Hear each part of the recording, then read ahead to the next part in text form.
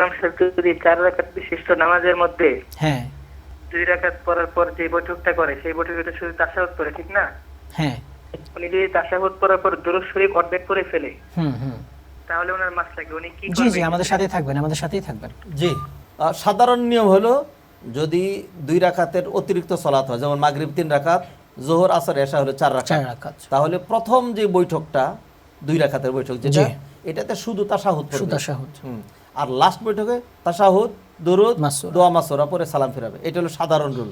জি আর যদি সলাতি হয় 2 রাকাতের, তাহলে 2 রাকাতের মধ্যে তাশাহুদ, দুরুদ, দোয়া মাসুরা পরে এইটাই যেহেতু সালাম আখেরি বৈঠক। ফিরাবে, হ্যাঁ।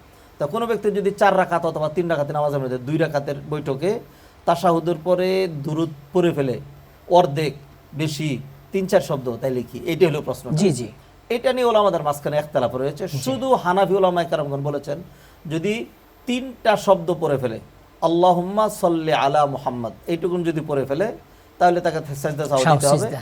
তারা যেটা বলেন সেটা হলো যে এই তাশাহুদের পরে তার আর একটা রাকাত, সেটা রুকন, সেই রুকনের দেরি হয়ে গিয়েছে, এই জন্য সাজদা সাহু দিতে হবে।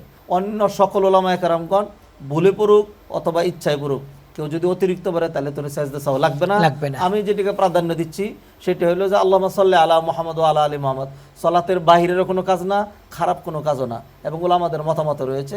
অতএব ইচ্ছায় পড়ুক অনিচ্ছায় পড়ুক, এর জন্য সাজদা সাহু দিতে হবে না।